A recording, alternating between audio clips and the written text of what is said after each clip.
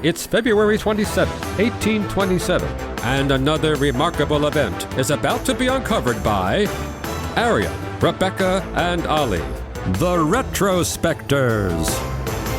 When the first modern Mardi Gras procession in New Orleans took place today in history in 1827, it was understandable if things took a while to get going. The traditional Mardi Gras masquerade had been banned for 60 years at this point, and so it fell to a group of students who had recently returned from Europe to get the party started, donning masks and costumes and hitting the streets to remind their fellow townsfolk how it was done. Can I just admit up top that I knew so little about Mardi Gras, and I apologise to everyone listening in the US who probably knows more than me. I just assumed from what I'd gleaned, to the extent that I'd thought about it at all, that Mardi Gras was probably Spanish or Portuguese for big party, and that it had come to Louisiana as a result of migrants in the 20th century. Wrong. I was going to say that's impressively wrong. Mardi Gras is French for Fat Tuesday. It refers to the ritualistic eating of generally unhealthy foods before the 40 days of fasting for Lent, i.e. it is the same as Pancake Day in the UK. All of that celebration you see in New Orleans is their version of Pancake Day. I had no idea, and I'm now furious that we get pancakes whilst other people get a proper party.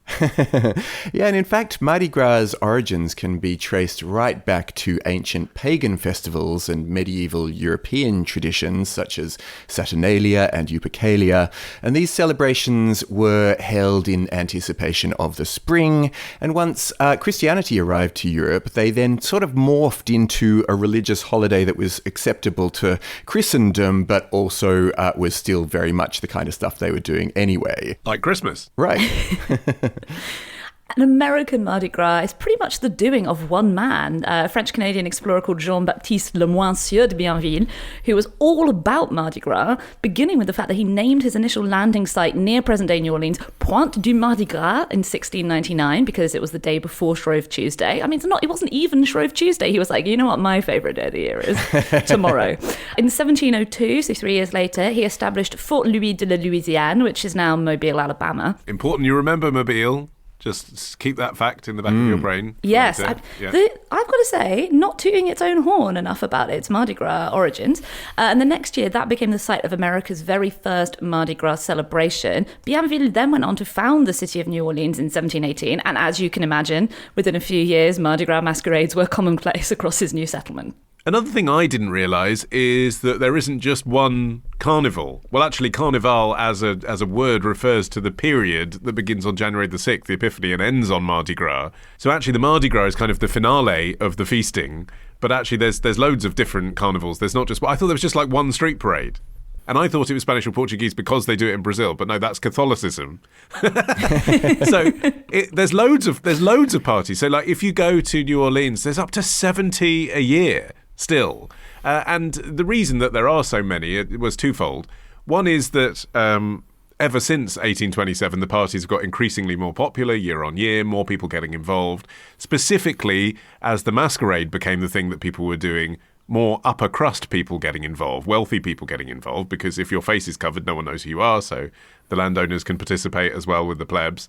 And the other reason is that despite the outstanding revenue that the Mardi Gras still makes for the city of New Orleans, around $500 million per year, it's basically coordinated by a load of individual disparate groups. It's still possible to essentially say, we'll have our own parade. So that means that it's constantly growing. Which does kind of pay tribute to exactly what happened on this day when that group of students, who themselves were inspired by their experiences of studying in Paris, that they just did their own thing. They put on masks and these jester costumes, as you said, Rebecca, and then they basically just took to the streets in a very rowdy fashion to try to emulate exactly what they'd seen over in Paris and bring that to the US. And really, I think it was that sense of kind of wild abandon that helped this festival start to take off. And as the parties grew more and more popular each year, eventually in 1933, a rich plantation owner named Bernard Xavier de Marigny de Mandeville raised money to fund an official Mardi Gras celebration. And over the years, the New Orleans Mardi Gras traditions began to evolve into kind of what we know today. Initially, it was masked revelers parading through the streets on kind of like carriages carrying gaslight torches. And these days, it's turned into floats and much more sort of electrical light-up celebrations. But, you know, really those first foundations were being laid right at this moment.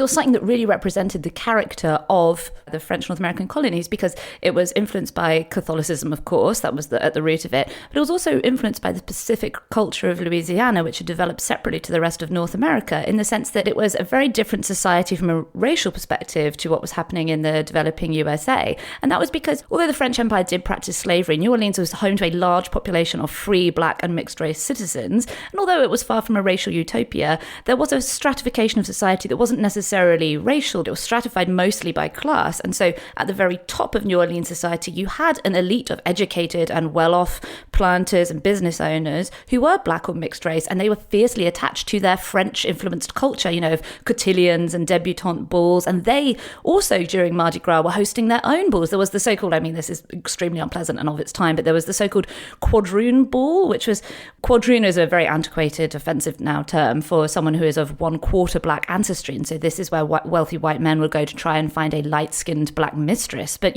there were festivities happening at all levels. And when New Orleans came under Spanish rule in the 1760s, they were very concerned by these masquerades because they were not only rowdy and out of control because they weren't an official party, they were worried that the masks and other disguises enabled mischief, crime, and interracial mingling. And they banned all of these things because they were very concerned about what would happen if people of all levels and all races were just, brushing elbows on the street or maybe brushing more. Meantime, in Mobile, Alabama, they'd innovated the concept of floats, or what we now think of as floats. Obviously, once they were motorized, they started to look a little bit different, but basically a street parade with the thing that moves. And that influenced a group of 6 men in 1857 to establish a secret group that they named the Mystic Krewe of Comu, who held a themed parade. Now, the theme that they chose for their parade, bearing in mind that today it's themes like mermaids, was the demon actors in Milton's Paradise Lost, which I think is probably harder for people to relate to now. But the concept was the same. Let's dress up and parade through the town.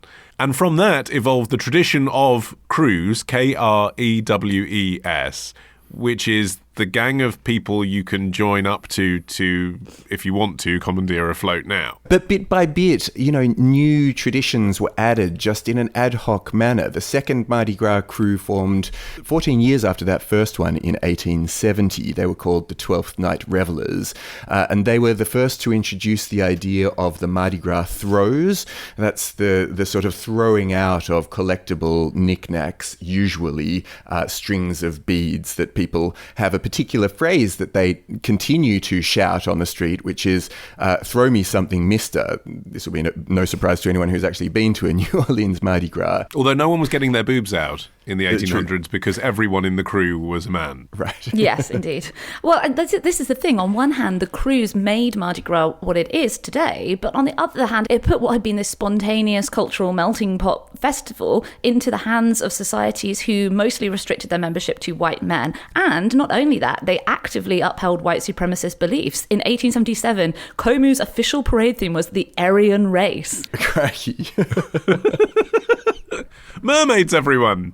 Yeah. Do that! But this is the thing, the Mystic Krewe of Comu was founded by 6 white Protestant American newcomers, people who really had no connection to the original Mardi Gras at all. They weren't French, they weren't Catholic, and several of these other what's so-called old line crews, they haven't participated in the public Mardi Gras since 1991. This is when New Orleans City Council passed an ordinance that barred discrimination within parading societies. Basically, you won't have a permit to be in the parade if you discriminate, which would have compromised the secrecy of their membership. That was, their public reason for choosing not to participate. Not that they didn't want to let black people and women in, but they didn't want to have to hand over details of their membership. And instead, what they do now is they hold private balls and masquerades for their members. It seems extraordinary from a 21st century perspective, doesn't it, that until the 90s, it was legal to exclude women, blacks, gays, Jews, and Italians from a crew that would parade through the city as an international tourist event and receive the support of the city financially for so doing. Yeah. But I suppose the argument was, well, there are crews of women and there are crews of black people, so everyone has a chance. They just can't join our crew. The rowdy history of the New Orleans Mardi Gras is really rammed home by the way that the official celebrations end, which is with New Orleans police officers on foot and mounted on horseback, moving through the crowds on Bourbon Street at midnight, and the mayor often joins behind, I presume to make it look like it's something ceremonial, but it probably is also there to tidy up any parties that have got a bit out of hand. Well, how it really ends is with a real tidying up with a whole load of garbage collectors. The city estimates that it tosses around £2.5 million of waste every year. I mean, my question is, do the bin men decorate their garbage trucks? And so another week of retrospecting ends. But next week begins a day early at CLUB RETROSPECTORS. Join us now to get an exclusive episode every Sunday. Patreon.com/retrospectors.